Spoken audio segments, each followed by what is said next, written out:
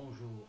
Donc nous souhaitons découper avec le logiciel et la silhouette caméo le dessin qui est représenté ici, que nous avons récupéré sur le web. Donc ce qu'il faut faire, donc c'est première étape, on va enlever le dessin, il faut ouvrir le logiciel silhouette. Donc ici il est déjà ouvert, donc on va cliquer ici, s'il n'est pas ouvert, il faut cliquer sur l'icône silhouette. Voilà, donc on rentre dans le logiciel, à ce moment-là il faut aller chercher le dessin. Donc on va fichier ouvrir ou on clique sur cette icône. Donc, fichier ouvrir, je vois mon dessin, je clique OK. Voilà le dessin qui est apparu ici. Donc, ici, je peux le déplacer. Et donc maintenant, ce qu'il va falloir faire, c'est les traits de découpe autour de ces dessins. Pour cela, il faut cliquer sur cette icône pour vectoriser. Donc il faut indiquer la zone à vectoriser. On clique ici. Je clique la zone. Voilà.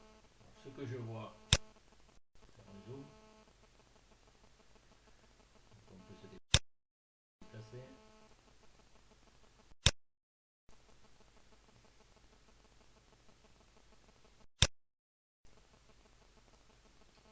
Il faut que le trait noir soit bien maintenant représenté en jaune parce que le logiciel va vectoriser autour de la ligne jaune. Donc ici, là, en bougeant le filtre, on peut regarder si on peut améliorer. Donc, par exemple ici, on voit que c'est un peu mieux. J'ai amélioré mes lignes jaunes, ça paraît correct. Donc on va laisser avec ce réglage. Donc c'est là on va régler le niveau du filtre. À partir de ce moment, on va vectoriser. Donc soit on vectorise ici. Voilà. Alors si je regarde, ça a fait que le contour extérieur. Donc c'est pas ce que je voudrais. Mais dans certains cas, c'est ce qui est intéressant. Donc là, je me suis trompé, donc je reviens en arrière. Et je dis, je veux le contour extérieur et intérieur. Voilà. Donc je vois que j'ai des traits sur le contour extérieur et sur les contours intérieurs. Maintenant, si je zoome un peu plus, on regarde, ça veut dire on a deux traits. En fait, on a un trait sur chaque côté de la ligne jaune. Donc, il y a un trait qui nous intéresse, c'est celui-là, et celui qui est dedans qui nous intéresse. Maintenant, si je sélectionne, je vais enlever la photo. Je peux même la mettre à la poubelle. Bon, je vais la supprimer. Ce que je vois, c'est que je voudrais enlever les deuxièmes traits. Alors, pour ce faire, là, si je sélectionne, tout ceci est un seul dessin. C'est-à-dire tous les contours sont reliés ensemble. Donc il faut que je scinde les contours. Donc on va sur Objet, scinder le tracé composite. Voilà. On voit que chaque morceau devient indépendant. Donc je clique ici. Et à partir de ce moment-là, toujours avec ma flèche, je sélectionne les parties que je veux enlever. Donc, ici, ça me sélectionne toute cette ligne fermée. Je l'élimine. Je sélectionne celle-là, je l'élimine. Je sélectionne, j'élimine. Continue.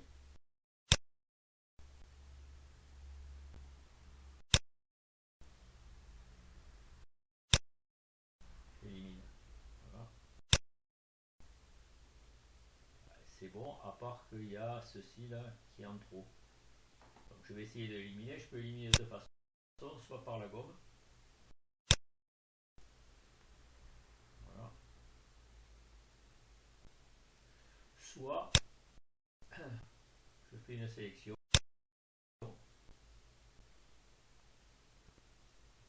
Je dis supprime. Je vois, il m'en reste un peu. On enlève.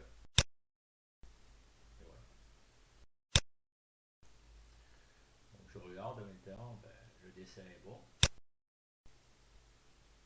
je vais pouvoir demander la découpe autour de ce dessin. Donc je vais ici, là. Je peux laisser un standard. Dans ce cas, on voit qu'il y a une ligne rouge plus épaisse qui est apparue, c'est partout où ça sera coupé. Donc je vois que ça correspond parfaitement à ce que je veux. Donc je n'ai pas de réglage à faire. Donc sur les paramètres, je peux choisir en fonction du papier que je vais utiliser la longueur de la lame. Donc, par exemple, moi j'aurais besoin d'une longueur de 4. Je vais le faire ici. Alors, la dernière chose qu'il me reste à faire, c'est peut-être que le dessin tel que je l'ai là n'est pas aux dimensions que je souhaiterais. Alors, si je clique dessus, je regarde. Je vois que mon dessin fait 53 mm sur 79. Par exemple, je voudrais un dessin 2 fois plus petit. À ce moment-là, il suffit que j'aille ici, là, paramètres d'échelle, et je vais pouvoir ici appliquer une échelle différente. Alors, ce qu'il y a, c'est qu'avant, j'ai intérêt à regrouper tout ceci, parce que maintenant je l'ai dégroupé, donc chaque morceau est indépendant. Donc j'ai intérêt à tout regrouper ensemble. Donc, quand c'est sélectionné, là, je vais sélectionner. Alors je vais vous montrer là. Supposons que je fais ça. Je vais appliquer une échelle. Donc par exemple, je veux diminuer mon dessin de la moitié. Donc je dis là, ici je veux 50%. Et je fais appliquer. Qu'est-ce que je vois? En fait, j'avais sélectionné que la partie extérieure et tout le reste ne bouge pas. Quand on s'est trompé, il suffit de revenir en arrière. Ici, là, je reviens en arrière. Alors, je clique ici, en fait, je vais tout sélectionner. Donc, je sélectionne tout, on voit que tout est sélectionné. Il y a des petits carrés autour de tout. Et je peux ici tout regrouper. Voilà. Donc, maintenant, je n'ai plus qu'un grand dessin où tout est assemblé. Donc, quand ça bougera, tout bougera en même temps. Donc, je refais appliquer l'échelle. On voit que là, c'est bon.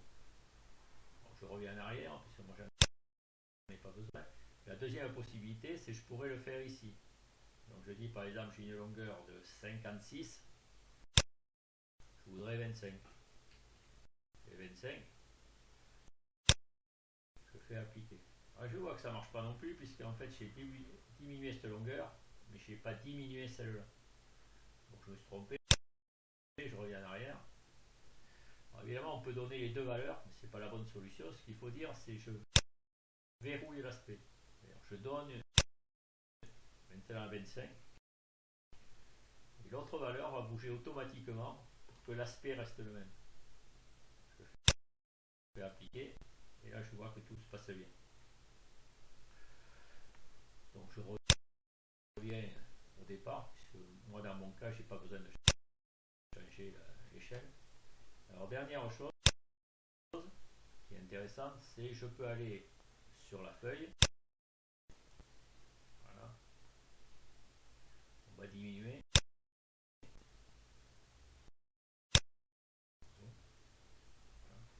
D'une part, je vois où mon dessin se situe sur ma feuille de papier par rapport au tapis de découpe. Mais si je veux voir un peu mieux, ce que je peux faire, c'est montrer le quadrillage du tapis de découpe. Donc ici, là, je montre le quadrillage. Donc je vois parfaitement où se situe mon dessin dans le tissu de découpe. Et donc je pourrais mettre ma feuille de papier exactement là où c'est nécessaire si j'ai un petit morceau de feuille. Voilà. Une fois que j'ai fait ça, ben, tout est bon.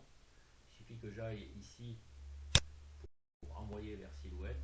Alors dans mon cas ici ma silhouette n'est pas branchée, donc sinon vous allez voir le menu démarrer, vous cliquez sur démarrer et c'est parti. Voilà, cette présentation est terminée. J'espère qu'elle vous sera utile.